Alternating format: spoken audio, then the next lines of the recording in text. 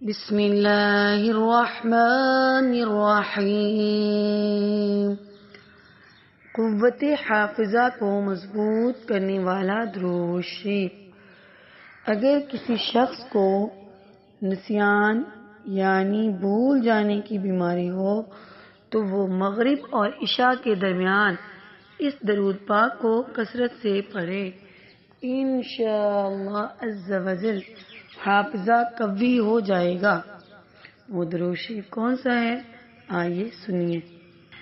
اللہم صلی وسلم وبارک علی سیدنا محمد النبی الکامل وعلى آله كما لا نهاية لكمالك وعدد كماله۔ شفاعت کا بہترین ذریعہ۔